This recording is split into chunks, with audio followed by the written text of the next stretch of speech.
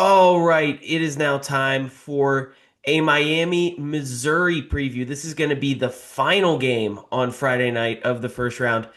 And to break it all down, I am joined by Jonathan Lidskin of the Brackets, Bubbles, and Bid Steelers podcast. Jonathan, thank you for joining me. Thanks for having me, Tyler. Pleasure to be here. Yeah, so this Missouri team, it's really fun that they end up in this Miami matchup because the stars of this game, two very similar career arcs here, both Malik Reneau and, of course, Duke fans and many ACC fans will remember Mark Mitchell, two guys who were good quality players at blue blood schools who, once they moved over to their final destination, really just exploded into stars. So, what is the difference between Missouri Mark Mitchell and the Duke Mark Mitchell that ACC fans probably remember? Well, I think it was just the system, honestly. Like Duke wanted to play a more NBA style, I think, pro offense, and that really didn't fit Mark Mitchell's, back you down from the perimeter, be physical on the interior as a 6'8", 6'9" forward type of play. At Missouri, they've, run a lot of stuff where they'll clear out, one side of the floor for him to just go to work and get in the paint. He draws a ton of fouls, really good getting to his left hand, obviously. But I think him being the number one option at Missouri these last 2 years has really helped his game because they've really run a lot of their offense sort of around his style of play. Yeah, I mean, as a young player, he seemed to just be kind of fitting into that like common Maluach, just athletic rim runner role. Certainly didn't look like someone who's going to eventually become a second team All SEC guy. No, I think that when he transferred over to Mizzou, I had relatively high expectations for him just because like I'm also a Duke fan, so like I had seen a ton of him. But at Duke, he really didn't like fit all that well. He did some nice things. He rebounds obviously, and he gives you another physical presence on the wing. But Duke sort of needed another floor spacer on the wing. And Mark Mitchell, as good as he is, does not shoot from the perimeter. He's 35% this year. That honestly feels high based on if you watched him shoot. Yeah, so that's really why it didn't work at Duke. It was all fit. And he's blossomed into a really good player here in Columbia. So this team has some solid size. I'm also seeing Sean Phillips, a 7 footer, starting next to Mitchell. No spectacular rebounders, though. Is that going to be a problem with Reinu and Uday? Yeah, I think that the two things I look at here that Miami could probably take advantage of are they're going to kill Mizzou on the glass, and I think turnovers.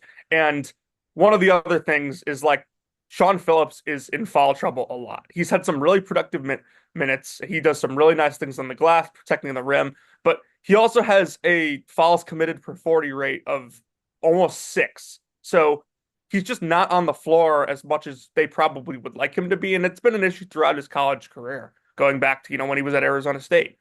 So I think if, rarely, if we get Sean Phillips on the floor for, maybe more than expected in this game, Mizzou can hold their own. But yeah, I think Renew and Uday should go to work pretty much on the glass all day in this game. Yeah, I mean, obviously, if Miami can just pound the opposing team, they're going to be in great shape. That's what they're really going to want to do. But just kind of moving on down the line here, Jaden Stone checks in as the number two scorer on this team. He comes over from some big years at Detroit Mercy, someone who puts up some pretty strong counting stats, but surprisingly not a super high usage guy when you start Mhm. digging into the analytical numbers. Incredibly efficient shooter though. Top 500 national ranks in the country in free throw 2 point and 3 point percentage. Yeah, so Stone's a guy that's been coming off the bench pretty much all year for Missouri, and he's not a guy that I had super high expectations. You look at his numbers going back to Detroit, and he had, quite good counting stats, like you said, but he was playing on bad teams, so I kind of just figured, he's getting the ball a lot on a team that's not super efficient, not very well run. But he comes over here and he's kind of adapted into this role of, hey, I'm going to come off the bench and I'm going to pick and choose my spots better. And it's been really good for his career, I think. He's not playing point. That's T.O. Barrett's job. But he comes in, he makes the most of his opportunities, and he's really been able to knock down shots all year. Like I've loved the way they used him because, he's not dominating the ball and like he's not, a superb passer. So I don't think that like point guard and being on the ball was his natural role anyway, but being able to adapt the way he has, sort of coming off screens, sizing guys up when he has the ball in his hands and making the most of those opportunities has been really, really good for them this year. And he's surprised me for sure. Yeah, and unquestionably the highest rebounding rate of any guy under 6'11 on this team, and that includes Mark Mitchell. Yeah, he has a really good athletic profile, and it helps because he can get to the rim. He scores at multiple levels. Obviously, he's shooting 38% from three this year. So he does some pretty good things off the dribble, and he's not a guy you want to lose defensively. Anthony Robinson is not the UVA Anthony Robinson. I did have to look that up Yeah. because I've lost the UVA. We could spend 30 minutes on just the disaster of that and how many guys have left and Yeah. been awesome, but the couple who've left and have not, I've completely lost track of. Apparently, that guy's at Xavier scoring two a game. But tell us Yes. about Missouri's Anthony Robinson. So this is actually probably the most disappointing player on Missouri's team this year. This is a guy I think I had as like a top 10 breakout candidate, was on NBA draft boards before the season, and a lot of the issues that he had last year have carried over to this year. He has not become a better shooter like I thought he would. He's taking a lot more threes than he did a year ago, but he's not making more. So, and not even making the same rate. So I think like the problem that I've had with Anthony Robinson is the same thing I had a year ago, and it's gotten a little better, but it's not good enough. It's that he can't stay on the floor. He does not know how to play defense without fouling. Dennis Gates overall, like since he has gotten to Mizzou, has let his guards be very aggressive defensively on the perimeter. Like their identity, despite never having an elite defense, excuse me, is that they can force turnovers and they'll get out in transition. That hasn't been the case this year, and Anthony Robinson has taken that almost too literally to where he is still sort of undisciplined. Like he's committing too many fouls. You look at his steal rate and it's super high, but it went down in conference play just because you're not playing those low level teams anymore, and guys take care of the ball better. The higher level they are. So I think like Robinson has just been what he's been last year, which is like a fairly good spark plug off the bench. Like, can make a couple plays to change a game, but you again can't keep him on the floor for very long because he gets in foul trouble and it's an issue. And to make matters worse, like his shooting numbers have dipped this year. So like hopefully, next year, maybe he turns it around. Obviously, when he's on the floor, you have to be aware of where he is defensively, just because, he does go for steals and tries to turn you over a bunch, but not like a super huge threat on the offensive end, like we thought he was going to be coming into the year. Yeah, and I know you mentioned it earlier, but just coming off it with Robinson, the turnover numbers are just pretty ghastly here. By far the worst offensive rate in the SEC. Basically, just an average defense at forcing turnovers, though. It really just looks like it's a couple of guys. It's Jaden Stone can actually take care of the ball, Robinson and Barrett forcing steals. Mhm. And other than that, it seems like Missouri's just going to give up a lot of extra possessions. And that's what I'm really starting to wonder about as we get into this is how many extra possessions is Miami going to be able to generate in this game? Yeah, I think you're spot on with that. Like Mizzou has been playing better down the stretch, and that is the reason that they are in the NCAA tournament and avoided Dayton like entirely. And I think that is honestly all because of T.O. Barrett. Like he has taken his game to another level. He's a sophomore. He played off the bench in spurts last year, but he's been this team starting point guard this year. And down the stretch here, he has really found his role as, a playmaker. And, he impacts the game defensively too. Now, the problem with T.O. Barrett is, he does turn it over a lot. He's still young and he hasn't figured it out all the way quite yet. The other thing that Miami, can probably exploit defensively, and it's what teams were doing at the end of the season when they lost three in a row, is he's a non-shooter. It was 9 of 42 from three on the year. That's 21%. Not good. And so Mizzou doesn't, employ a lot of ball screens, but like teams can go under ball screens and dribble handoffs when he gets the ball, and you can play off of him because you don't have to worry about him. So like his strength and speed getting in the lane can be an issue if you're not well scouted and you don't are pressuring him. Like he will beat you on that. But at the same time, like him being a non-shooting point guard really limits, some of what they can do offensively because you basically don't have to guard him out there. So just kind of looking around here, trying to figure out, because it feels to me like as we get deeper and deeper into this, this feels like a big Miami advantage. So flipping the other way, ways that Mizzou wins this game. If it's mid-January, I would be sitting here terrified about Malik Reynou's ability to keep Mark Mitchell off the foul line, one of the most prolific players in the country at getting himself there. But Renew here in the last month and a half has really calmed down on the fouling. Last 15 games, he's only committed four more fouls once. That was against DeRitter in February against Virginia. He's only played less than 30 minutes in four of those 15 games.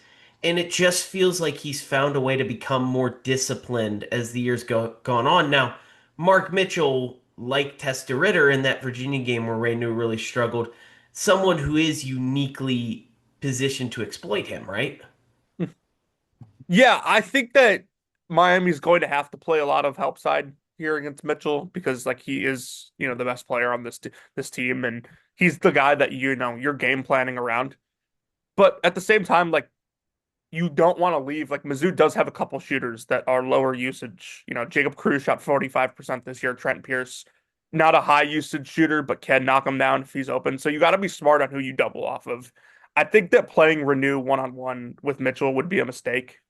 As good as Renew has been down the stretch, I think defensively, I still think it would be a mistake. But I do think that Miami has the personnel where like Shelton Henderson and even like a Dante Allen, or a True Washington, in help side are those guys are, good athletic profiles that, theoretically are good help side defenders. So I think that like being smart about where you double from when Mitchell gets the ball in the post is going to be really key for Miami.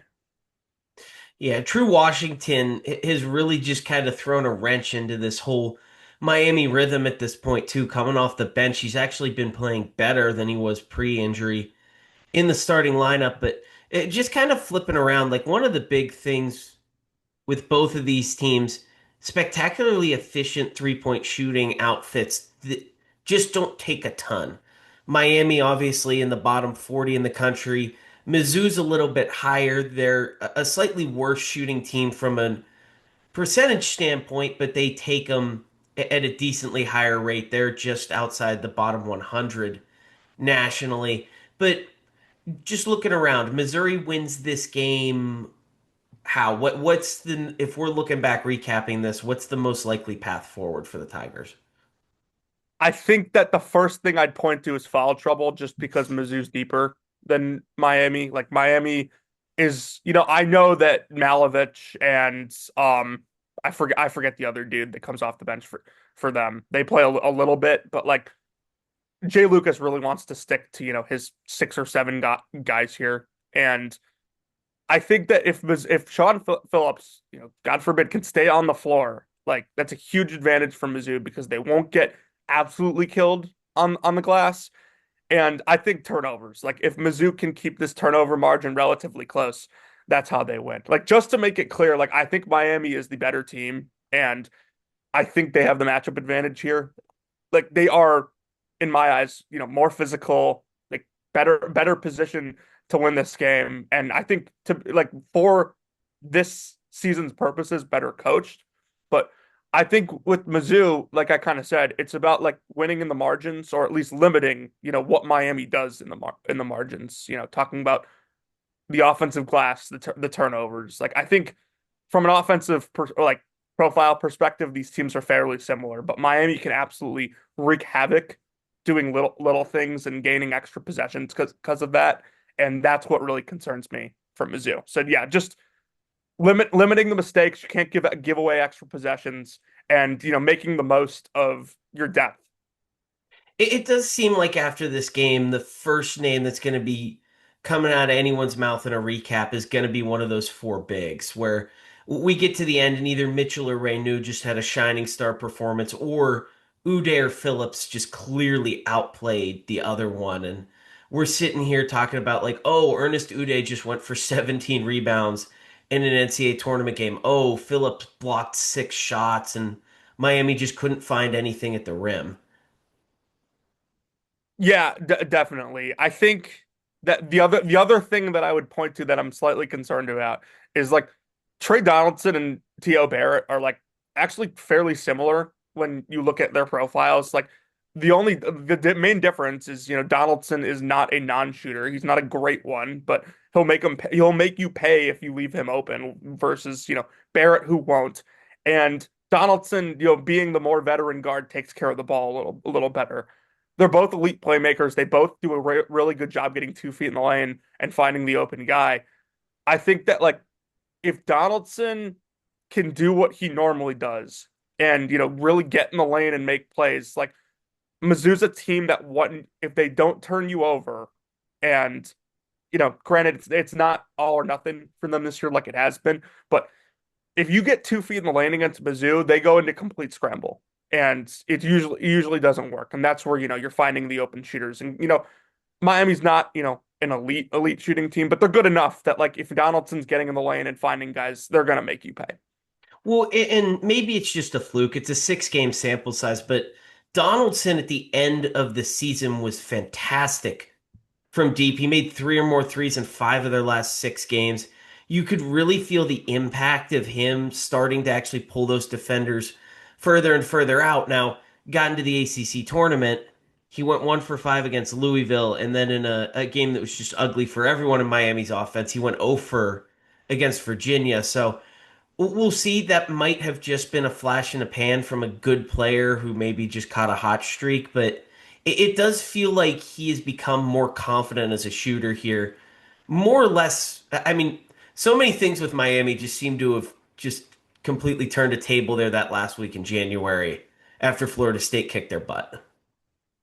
Yeah, totally agree. And like, from I was in Charlotte this week, and just from what I saw, like Donaldson being able to step out and make those threes is immensely important, I think, for Miami in this one because it'll drag, so much out of the paint. You have to worry about him, and it opens up space for, Renew to go attack, and it opens up, the lob threat of Uday. You got to worry about him on the backside. I don't know if Mizzou will cover that well. So if Donaldson takes care of the ball, and if he does in this game, even if he's not shooting the ball well, like I think Mizzou's going to have a tough time covering him. Yeah, we will see. And so